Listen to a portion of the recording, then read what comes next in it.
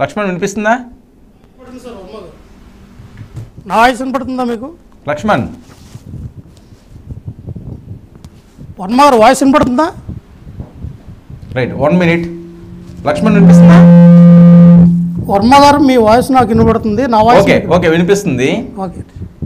లక్ష్మణ్ ఏంటి అనవసరంగా తప్పు చేశాను చివరి నిమిషంలో అని ఏమన్నా బాధ ఉందా? ఇంతకాలం పవన్ కళ్యాణ్ గారు జనసేన జెండా మోసి ఆ చివరి నిమిషంలో ఆ విజయ దరహాసాలు, విజయ ఆనందాలు కోల్పోయారు. ఎందుకు ఈ తప్పు చేశాను, అనవసరంగా వైసీపీలోకి వెళ్ళి ఇంత దారుణంగా ఇబ్బంది పడుతున్నానా అని ఏమైనా అనిపిస్తున్నదా? వర్మ గారు మీకు అలాగే ప్యానల్ అటువంటి పెద్దలకి WNTV వీక్షకులకి యాజమాన్యానికి హృదయపూర్వక నమస్కారాలు అండి.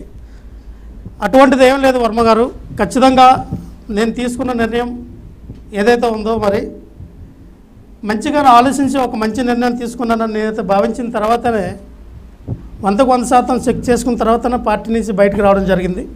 ఈ రోజున ఏదో జనసేన పార్టీ అలాగే బీజేపీ టీడీపీ కూటమిగా ఏర్పడి అధికారంలోకి వచ్చారు కదా, అరే మనం అధికార పార్టీలో ఉంటే మనము ఈ 10 సంవత్సరాలు జనసేన పార్టీకి కష్టపడిన కష్టానికి ఏదో రకంగా మన ఫలితంగా ఏదో ఒకటి పార్టీలో ఆశించి మనం పై స్థాయికి వెళ్ళే విధంగా నా ఆలోచన విధానం అయితే నాకు ఇప్పటి వరకు అయితే రాలేదు. ఎందుకంటే వన్స్ నేను ఆ పార్టీకి 10 సంవత్సరాలు కష్టపడి సేవ చేశాను.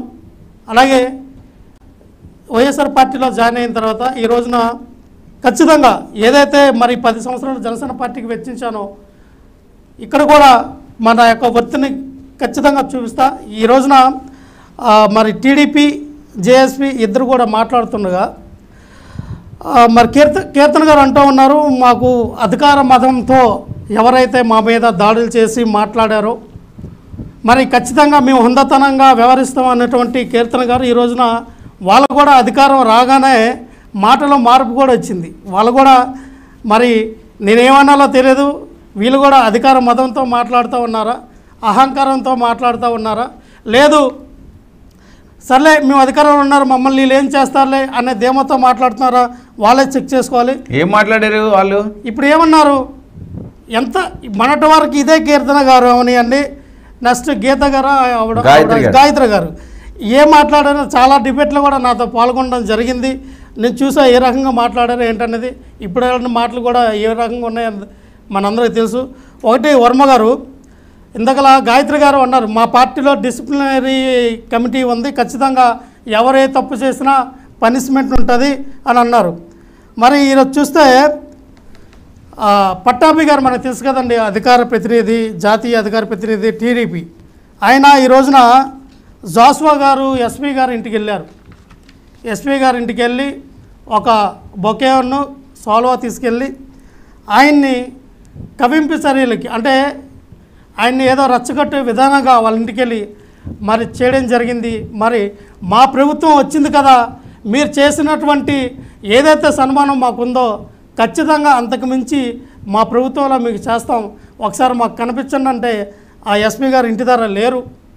మరి ఇటువంటి కవింపు చర్యలకు స్టార్టింగ్ అంటే వీళ్ళు ఇంకా 9వ తారీఖున అసలు ప్రమాణ స్వీకారం చేయలా, ఇంకా అధికారంలోకి ఇంకా చేదక్కించుకోలేదు, అయినా ఇప్పుడే కవింపు చర్యలకు దిగారు.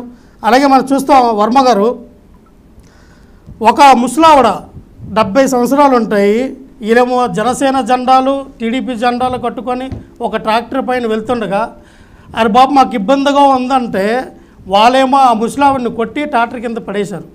విజువల్స్ చూడండి. అంటే ఇంతకన్నా దారుణం, ఇంతకన్నా హింస ఇంకెక్కడైనా ఉంటుందో, ఇంక స్టార్ట్ అవ్వలా. వీళ్ళు అధికారంలోకి వచ్చి కండి విజువల్స్ చూడండి,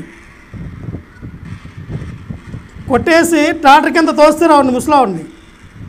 అంటే వీళ్ళు ఇంకా స్టార్ట్ చేశారనమాట, మేము ఖచ్చితంగా చర్యకి ప్రతిచర్య, దాడులకు ప్రతి దాడులు చేయడానికి సిద్ధంగా ఉన్నామని ఒక ఇండికేషన్ ఇవ్వడానికి రెడీగా ఉన్నారా వీళ్ళు అంటే ఈరోజు చూస్తూ ఉన్నాం.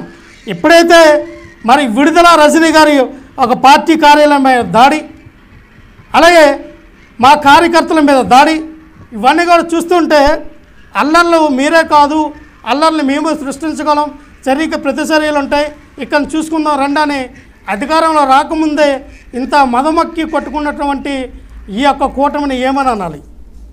అదే ఈ రోజున వర్మ గారు నారా లోకేష్ గారు రెడ్ బుక్ అనేది రాసుకున్న రెడ్ బుక్లో పేర్లు రాశారు. మీ అంత చూస్తాం మీ అధికారంలోకి వచ్చిన తర్వాత. ప్రజలు ఈ రోజున మీకు సంపూర్ణమైన మెజారిటీ ఇచ్చారు. 165 కూటమికి మరి సీట్లు ఇవ్వడం జరిగింది. ఖచ్చితంగా ఒక అద్భుతమైన అవకాశం. ప్రజల యొక్క తీర్పుని మేము శిరస వహిస్తున్నాం. ఎందుకంటే ఎక్కడ తప్పులు జరిగినాయి అనేది సమీక్షించుకుంటాం. ఖచ్చితంగా ముందుకెళ్ళి ప్రజల తరపున పోరాడడానికి మరి ఖచ్చితంగా ముందుంటాం వర్మ గారు. ఎందుకంటే ఈ రోజున చంద్రబాబు నాయుడు గారికి, పవన్ కళ్యాణ్ గారికి హృదయపూర్వక అభినందనలు, శుభాకాంక్షలు తెలియజేస్తూ ఉన్నాం. ముందు చెప్పాల్సింది లాస్ట్లో చెప్తున్నా. పర్లేదు ఎప్పుడు చెప్పారు. ఏంటంటే అంటే ఇందాక సబ్జెక్ట్ కన్వీన్ కాకుండా అందుకని ముందు చెప్తూ ఉన్నా.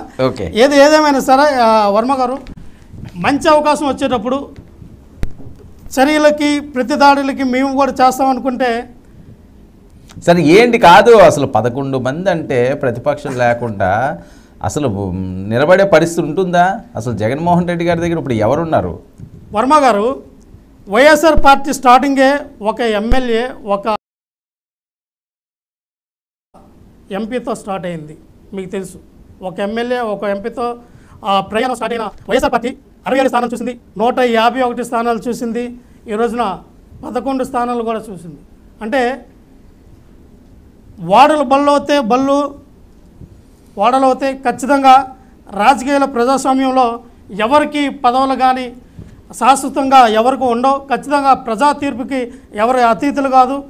ఇప్పుడు 23 స్థానాలకి పర్మినెంట్ అయినటువంటి టీడీపీ ఇంత కంబ్యాక్ అవుతుందని టీడీపీ కూడా ఊహించుకోలేదు.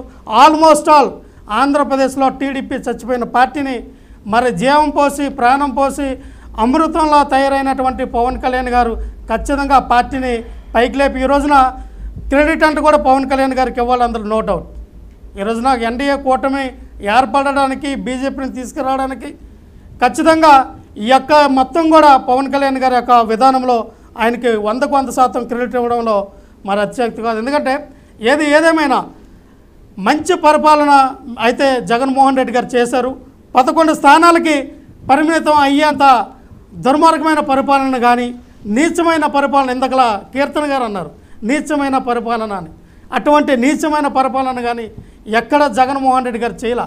కావాలంటే మీరు ఇప్పుడైనా మీ ఛానల్ ద్వారా ప్రజల్లోకి వెళ్ళి ఇంటర్వ్యూ ద్వారా లేదంటే వాళ్ళని ఒకసారి అడగండి, నిజంగానే జగన్మోహన్ రెడ్డి గారు ఇంత ఘోరంగా పరిపాలించారమ్మా అని మిమ్మల్ని ఒకసారి ప్రజల్ని ప్రశ్నించండి. వాళ్ళు ఏ సమాధానం చెప్తారో. ఓకే, అంటే మళ్ళీ ఒక్క నిమిషం అండి, నేను చెప్తా ఉన్నా. ఇస్తాను మాట్లాడేది కానీ ఇంకా చాలా టైం ఉంది కదా.